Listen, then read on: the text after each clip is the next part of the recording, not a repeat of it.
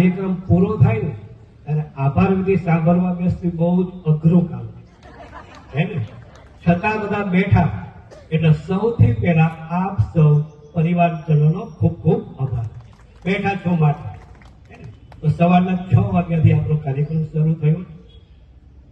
સવારે 6 વાગે જયારે આવ્યા ત્યારે આપણે અરુણા દીદીને સાંભળ્યું, પણ અરુણા દીદીના મુખથી બાબા આપણને મુરલી સંભળાવતા. એટલા માટે આજના પરમ દિવસે આપણે સૌથી પહેલા શિવ પિતા પરમાત્માનો ખૂબ ખૂબ આભાર.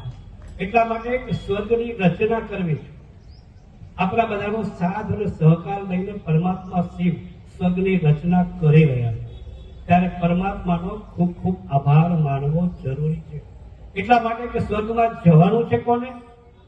અહીંયા બેઠા છે એમ, હે ને, જે બેઠા છે મહેમાનો, એમણે પણ સ્વર્ગમાં તો આવવાનું જ છે ને. એટલા માટે પરમાત્મા શિવનો આભાર. આદરણીય આપણા દીદી હર્ષા દીદી, રાજયોગીની હર્ષા દીદી ઘણા વર્ષોથી આપણા બ્રહ્માકુમારી ક્ષેત્રમાં પોતાની અવિરત સેવા આપે છે. ખૂબ નાનપણથી, અને મારો પહેલો પરિચય આ સંસ્થાની અંદર હર્ષા દીદીનો થયો. ફોનમાં એમની સાથે વાત થઈ અને પછી મારે અહીંયા આવવાનું થયું અને પછી સાથે સતત સેવા પણ કરવાની એમની સાથે તક મળી. એટલે આદરણીય હર્ષા દીદીનો પણ ખૂબ ખૂબ આભાર.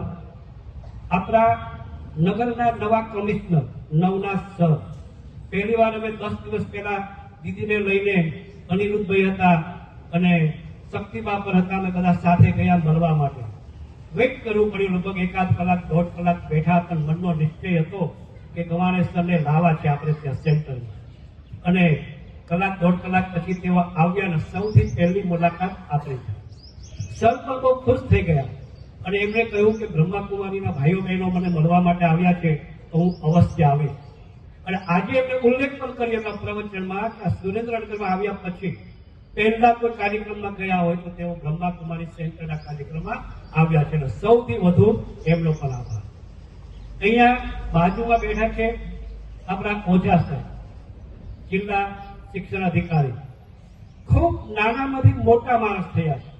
તમને આશ્ચર્ય થશે કે એમને કયા કયા પ્રકારનું કામ નથી કર્યું. બધું જ કામ કર્યું છે. એક મજૂર કરે એ પ્રકારનું પણ કામ એમને કર્યું છે અને એક ઓફિસર કરે ને એવું પણ કામ એમને કર્યું છે. દરેક પરિસ્થિતિમાંથી તેઓ બહાર નીકળી જિલ્લા શિક્ષણ અધિકારી બન્યા. આ કોઈ નાનું મોટું પદ નથી, બહુ જ મોટું પદ છે. અને આજે તેઓ આપણા એક ટેલિફોન માત્રથી અહીંયા આવી જાય તો એમનો આપણે ખૂબ ખૂબ આ તકે આભાર માનીએ. અને આપણા ડોક્ટર સાહેબ, એમના વગર આપણો કાર્યક્રમ ક્યારેય થતો જ નથી. એને ખોટ પડે જો હાજર ના હોય તો.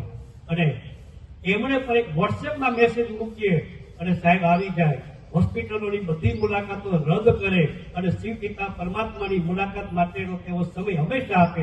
એટલે એમનો પણ આભાર. અને અહીંયા જેટલા બધા આપણા ગેસ્ટ બેઠા છે, લગભગ 25 થી 30 ગેસ્ટ, એકને હું રૂબરૂ મળ્યો નથી. દરેકને મેં કોઈને ફોન કર્યો, કોઈને વોટ્સએપમાં કાર્ડ મોકલી દીધું અને તેઓ હોશે સવારે 7 વાગે બધા આવે છે.